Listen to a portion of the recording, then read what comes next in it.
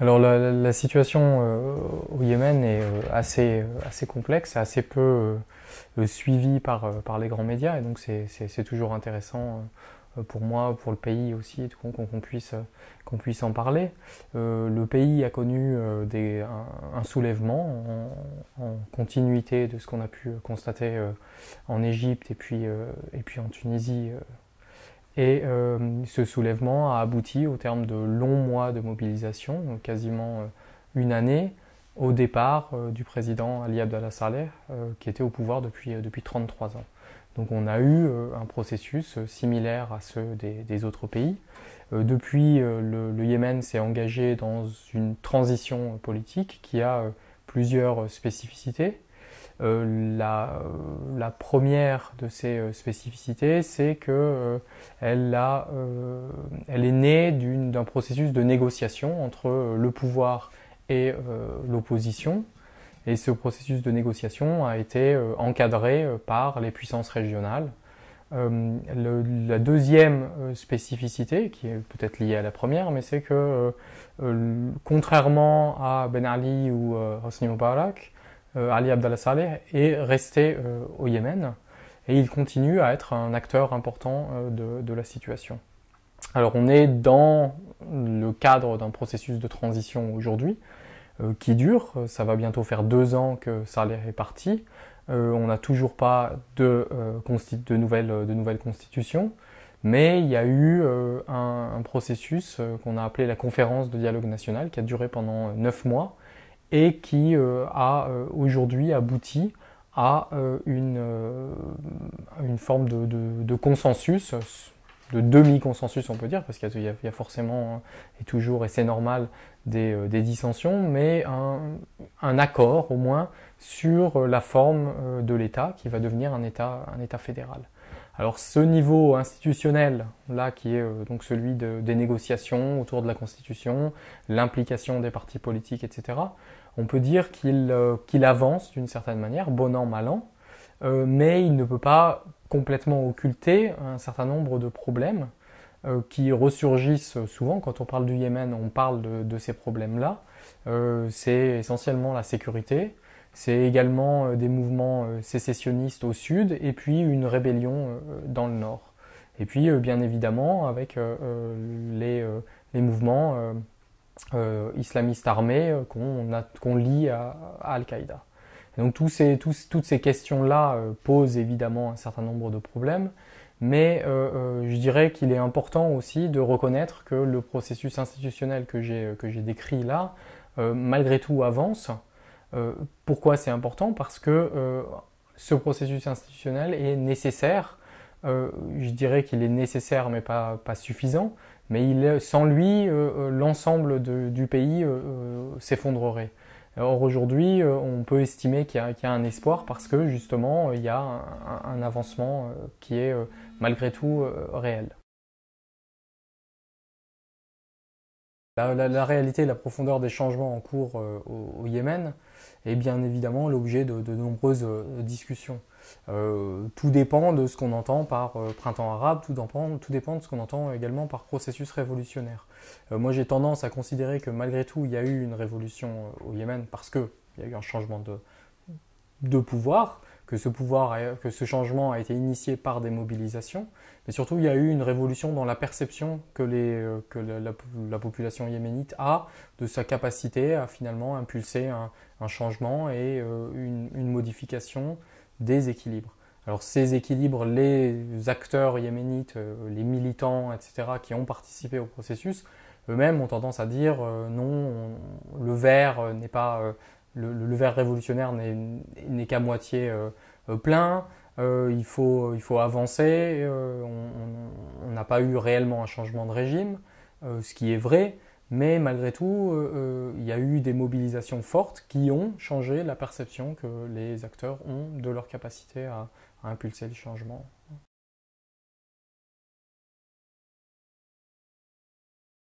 L'histoire du Yémen est assez particulière par rapport aux autres pays. On avait un régime certes dur avec de la répression, avec des degrés de violence, un degré de monopole qui s'est accentué des ressources, hein, les ressources par exemple en termes de les ressources politiques, les ressources sécuritaires. Il faut savoir que une grande proportion des postes dans les services de sécurité étaient tenus par des gens liés au pouvoir, enfin liés à Aliad al-Saleh directement, notamment ses neveux, son fils, etc. Mais malgré tout, on n'a pas connu, je dirais, une confiscation ou une répression similaire à celle qu'il y avait dans d'autres pays. Il y avait un multipartisme assez réel. Il y avait des mobilisations, de la contestation qui était forte, qui était parfois réprimée, mais cette contestation existait. Et donc on n'avait pas des niveaux d'emprisonnement. Les prisonniers politiques, par exemple, au cours de l'histoire yéménite, n'ont pas été aussi nombreux qu'ailleurs dans la région. Alors les relations du Yémen sont en général bonnes. On ne peut pas dire que le Yémen est un ennemi identifié dans la région, hormis peut-être Israël, mais la question est entièrement différente. Il entretient également des relations un petit peu difficiles avec l'Iran, mais ça mériterait sans doute d'être nuancé. Le principal acteur des relations au niveau régional, c'est bien évidemment l'Arabie Saoudite. Alors il y a des fortes contestations du rôle de l'Arabie Saoudite au sein du Yémen, au sein de la population, mais malgré tout, le pouvoir sait combien c'est un acteur important et qui, d'une certaine manière, il dépend largement de l'aide saoudienne. L'Arabie Saoudite intervient de différentes façons dans le système politique yéménite. Il intervient par une aide directe au gouvernement, et puis il intervient, enfin le pouvoir saoudien intervient aussi auprès des tribus, notamment en finançant un certain nombre d'entre elles. Et donc on peut considérer que le pouvoir saoudien a parfois joué la division au Yémen. Malgré tout, on a eu une forme de remise en cause aussi de cette perception-là, parce que jouer la division au Yémen revient aussi à jouer l'instabilité. Or, le pouvoir saoudien, ou du moins un certain nombre de princes qui aujourd'hui tiennent les rênes du pouvoir à Riyad, considèrent que la principale grille de lecture et la principale raison d'intervenir au Yémen aujourd'hui, c'est pour préserver la stabilité, parce que le Yémen est perçu par nombre de Saoudiens comme un foyer de groupes terroristes qui viendraient au final affecter la stabilité du royaume. Par ailleurs, il y a une deuxième variable qui est celle des migrations. Les migrations yéménites ont historiquement joué un rôle très important pour le Yémen, mais également pour la région. Et on a aujourd'hui une dépendance forte de l'économie yéménite aux subsides qui sont renvoyés par les migrants. Or, on constate que de plus en plus de pays, l'Arabie Saoudite en tête, prennent des mesures restrictives qui limitent considérablement la capacité des Yéménites à aller travailler à l'étranger. Donc on est confronté à une crise. Par ailleurs, je vous ai parlé de l'acteur au niveau régional, qui est l'Arabie Saoudite, mais on a également l'acteur international, qui est bien évidemment les États-Unis. Alors, les États-Unis ont un rôle important, notamment parce que c'est eux qui poussent d'une certaine manière le gouvernement, ou qui ont poussé depuis 2001 le gouvernement à s'engager pleinement dans la lutte antiterroriste, avec des résultats qui sont assez contestables, parce que le niveau de violence a plutôt augmenté que diminué, de violence qu'on attribue au mouvement lié à Al-Qaïda, et parce que la contestation de l'alliance du pouvoir yéménite avec les États-Unis n'a fait qu'augmenter et a d'une certaine manière fragilisé aussi le pouvoir. La qualification du Yémen en tant que société tribale est sujette à caution, parce que toutes les régions ne sont pas elles-mêmes tribales. Cette idée de tribalisme donc ne concerne pas l'ensemble de la société et n'est pas nécessairement la variable principale de définition des identités. C'est-à-dire qu'il y a un certain nombre de personnes qui vont avoir des origines tribales, mais qui ont évolué parce que, ou adopté une identité qui est autre, qui va être par exemple une identité urbaine, etc.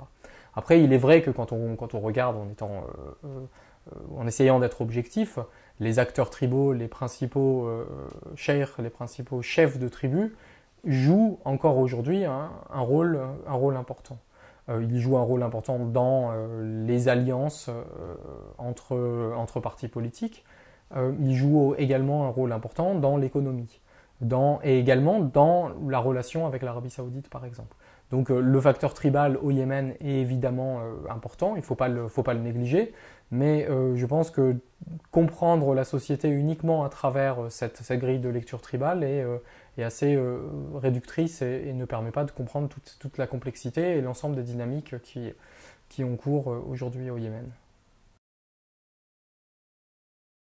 Le Yémen est qualifié généralement comme le pays le plus pauvre du monde arabe. Il y a des fortes inégalités, bien évidemment, mais il y a des réels problèmes de ressources.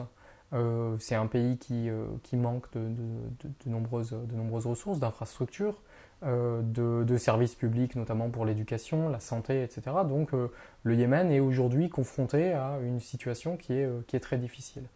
Ce qui impose, bien évidemment, un engagement de la communauté internationale, particulièrement les puissances qu'on qualifie d'occidentales, mais aussi des puissances du Golfe, etc. Cet engagement-là, du point de vue des Yéménites, est aujourd'hui insuffisant. Et assez objectivement, il est insuffisant. Et je dirais que cet engagement-là n'est pas à la mesure des enjeux que chacun s'accorde à reconnaître en qualifiant souvent le Yémen de menace à la stabilité régionale, etc. Donc voilà, le Yémen est extrêmement dépendant de cette aide-là et il est confronté à un certain nombre de défis qui semblent aujourd'hui insurmontables. Il y a le défi simplement alimentaire, je dirais, mais surtout, et dans quelques années, ça risque de devenir réellement manifeste, c'est le défi des ressources en eau. Le Sanaa, qui est à 2300 mètres d'altitude, est considéré par nombre d'experts comme la première capitale qui arriverait à manquer d'eau. Tout simplement, les ressources s'épuisent et ça impose de la part du gouvernement yéménite et de la part de la société un changement radical de mode de vie et sans doute un déplacement des populations. Et donc tous ces défis-là, je dirais, sont absolument énormes et ne sont pas toujours bien pris en considération par la communauté internationale et par le gouvernement yéménite lui-même. Je pense que la question de la réussite de la transition, encore une fois, n'est pas, je veux dire, n'est pas suffisante, hein, mais elle est malgré tout nécessaire. On n'arrivera pas à sortir le pays de ces crises-là successives, crises environnementales, crises sécuritaires, crises des relations entre le nord et le sud, dont j'ai pas eu le temps de parler là, mais on n'arrivera pas à s'en sortir sans finalement que l'État se construise une légitimité et construise une forme de capacité d'intervention, d'efficacité aussi. Et donc c'est pour ça que la transition est absolument fondamentale. Maintenant, que la réussite de la transition n'effacera pas totalement les différents défis dont j'ai pu parler jusque-là.